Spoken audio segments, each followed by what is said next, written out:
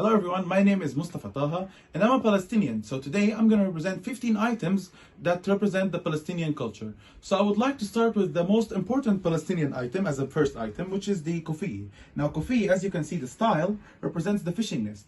Now the fishing nest that resembles that we come from a simple life, which is fishing and farming. Now, what makes this very important to us Palestinians is you can see every Palestinian person has this this kufi. Now, why is this kufi very important? You see, back in the days, during the war, well, Palestinian patriots used to cover themselves with this kufi, okay, so they are not recognized by the Israeli occupation. So later on, both civilians and patriots are covering themselves with the kufi. So now when the Israeli occupation sees this kufi, they don't recognize either he's a civilian or he's a patriot. So then they're confused. That's why this kufi right now, nowadays, it represents justice, it represents solidarity, it represents resilience. That's why all Palestinian families are using this kufi, just to remind themselves with history and reminds themselves with solidarity. Now moving on to item number 2, we have our precious Palestinian olive oil. Now you can recognize it's a Palestinian because of its color, from its smell, from its taste. Now us Palestinians, we like to use olive oil for nearly everything. For example, not only for food, of course it's a recipe for everything, it's golden, but most of all, you also like to use it for medicine. Sometimes when I was young, my aunt used to rub my throat with the olive oil so it becomes better, or rub my hair with it so it becomes better and reduce the pain. Moreover, even during the war where people were migrating due to war, people were taking with them their most beloved thing, which was the olive oil. Now moving on to item number 3, we have our za'atar. Now za'atar is a mixture of dried oregano herbs mixed with some sesame seeds, some cumin, some salt, and most importantly, sumac. Sumac it gives like a lemon taste, okay? Now the thing is, each Palestinian family has their own mixture. Yeah, for sometimes they use extra salt, sometimes they use extra sumac. So the ending ingredient can look different. For example, this is za'atar. This is one za'atar from another family. And then this is my family's za'atar. As you can see, it's a more greenish color. Okay. And then there's a za'atar from another family. This is my friend's family. Each Palestinian family has their own mixture. Some of them like some more extra salt. Some of them like some more extra cumin. The thing is, we like to eat za'atar, of course, dipped with our precious olive oil. So we're using olive oil for this as well. Now, going to number 4, we have one of the most famous Palestinian desserts, okay? We have the kunafi. Now, kunafi is like a crushed dough, crunchy, with a lot of cheese fillings outside, inside, and then some lemon, okay? This is one of the most famous desserts in Palestine. We serve it in most of the celebrations. We eat it mostly if we want to have a dessert after food, after a big, huge, for example, rice or something. We're using kunafi all the time. We're eating kunafi all the time. Every Palestinian house loves kunafi. Now moving on to number 5, today I'm having a Palestinian breakfast, okay? So a Palestinian breakfast, when I see one, I can recognize it's Palestinian. I'll tell you why. First of all, there's the main dish. Main dish can vary from, we call this one manoushi. Manoushi is like a dough or with olive oil and stuff, and something on the top, okay? Or the main dish can be food. Food is also, most of the Palestinian families like to include with in the breakfast, of course with some olive oil on the top. Or this is the main dish, okay? But most importantly, us as Palestinians, we always like a main dish with something to dip. So, for example, we have our manoushi here. This is the main dish. We also like something to dip in. For example, this labni here, we dip. Finally, once we dip, we always like to end up with one olive. So, a main dish, and then there we have a dippers, and then we have the olive. That was number 5. Now moving on to item number 6, we have our beloved Palestinian henna. Now henna is a temporary tattoo, usually for women of course. It's made of henna herbs.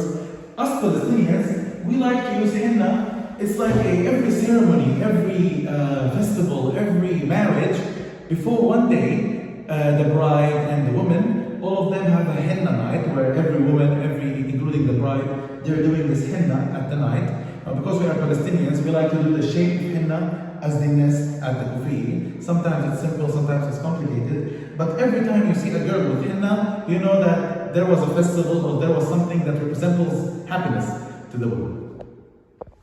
Moving on to number 7, we have the icon Handala. Now Handala, as you can see, Palestinians, they like to write it on every wall. It's in every Palestinian home because this Handala, as the cartoonist mentioned, as you can see, barefoot, torn clothes, he resembles the Palestinian child refugee, how he's living, and he's 10 and he's gonna stay 10. As you can see, he's witnessing the war and having his back to the audience, and he's gonna stay witnessing the war until it's done, and he's gonna stay at 10 years until it's done. So this icon most of the time represents solitary, represents that he's gonna stand there and he's gonna stay there until the war is over.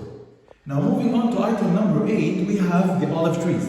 Now olive trees, of course, for us Palestinians, at every home, if there's a land, you are planting some olive trees. Now, culturally, for us Palestinians, it like resembles the connection to the land because we are rooted to our land, Palestine, just as the olive tree is rooted to its soil because it has big roots. Okay. One more thing, the work of a lot of traditional Palestinian families is usually working inland with some olive trees. So my grandfather personally, he used to take me to his land where there's a lot of olive trees. We used to pick the olive trees. It's as a work.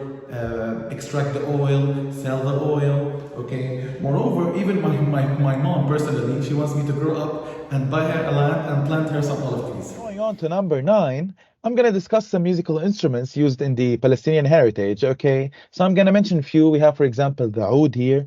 Oud is, unlike a guitar, it has a very deep sound. Most of the time, they're using this one to express sorrow. Okay, and then we have this one is the kaman. Kaman is more of a trapezoidal shaped place, musical instruments. They're putting some metal pieces on their fingers and they're playing. It has a shining sound, so most of the time they're using this one for celebrations. Then this have a mijwiz. A mijwiz is just like a flute with the air holes. They're blowing air and putting some air holes there. And then most of the time they're using either durbaki or a drum.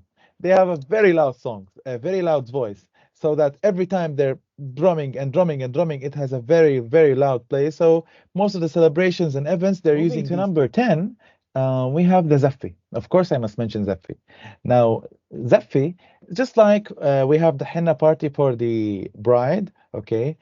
Zaffi is the same for the groom, okay? But during the wedding. Now, as soon as the groom enters his wedding, he must be surrounded by the group of musicians here, dancers, Palestinian Zaffi, and then they circle him and then they start to play songs. They play some Palestinian instruments, just as the drum, of course, and then the air horns, and then they start to sing for him. Without this one, we can't start the wedding, okay? So they surround him like this, and then they start to dance and sing songs for him. Then, when he finishes, he can start his wedding. Okay, so I'm gonna show you a video demonstration here. Okay, at number 11, we have our famous traditional dance. We call it Dabki. Now, Dabki is more of we form a line, okay, we hold each other, and then we start doing the leg work, okay? And there's a specific order for every move we do with the leg, okay? And most of the time, there's somebody which is out of the line. He's doing some freestyle, which is some improvised moves, okay? So we usually dance this most of the time when we are happy, when we're celebrating, when we're graduating, at the wedding most of the time. Every time we were happy to resemble our Palestinian culture, we're doing the Dabki, which is our dance. Okay, here's a video to represent what's happening exactly.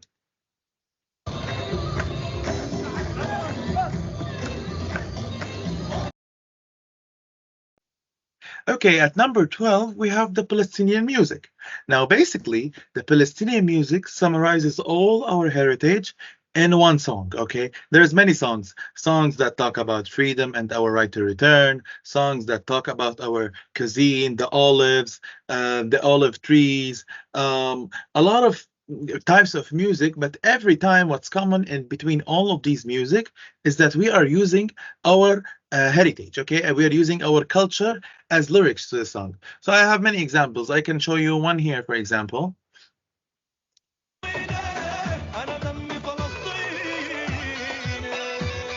Okay, so one of the songs here, we're talking about Palestine and that we are related to Palestine. And then there's an interesting folk music. Here's something very interesting. Sometimes some songs back in the days when at the war, when it first started, they used to encrypt some lyrics, okay, so that only Palestinians would understand and the Englishmen will not understand. So, as an example here,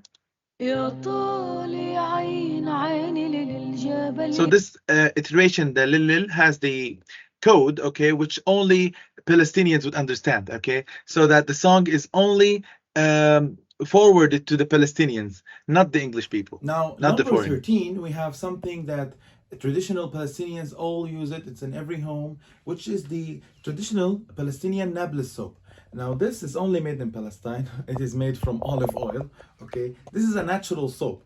So the thing is that this soap is zero chemicals. It's highly moisturizing. It is very natural, that it doesn't harm your body, and it cleans so much. Very moisturizing, has many benefits, and made by hand by the Palestinian women in Nablus. Okay, so it is homemade. If you want something, most of the time, for example, my father or old people, they don't like to use soaps from the commercial soaps. They like to use the Palestinian traditional soap. Okay. Okay, at number 14, we have a very special item, which is the key of return, or we call it in Arabic, Muftah al-Audi. Now, this key of return is the key to Jerusalem doors, which is the capital of Palestine. Now, this is the key that opens the door to Palestine, which just reminds us that we have the right to come back. And one day we're coming back and we're opening Jerusalem with this key. Okay, we see it in every keychain, in every place. There's this key that resembles that, hey, one day we're coming back. At old times, they tell us 15 days and we're coming back. And until now, we didn't come back. But hopefully, one day, we will come back and we will use this key to open the doors. A door to every Palestinian, Hello everyone, this is Isra Taha. I am Mustafa Taha's sister. Today I'll be representing item number 15, which is the handmade Palestinian embroidery. The Palestinian embroidery is known for its special and unique pattern. Each pattern represents something about the Palestinian culture. And of course, the patterns are inspired by different geometric shapes and designs from the Palestinian surroundings or even the nature. This is a closer look to the pattern or the building blocks. Usually, the technique used for this pattern is the cross stitch technique, and that is why the pattern is so unique and special.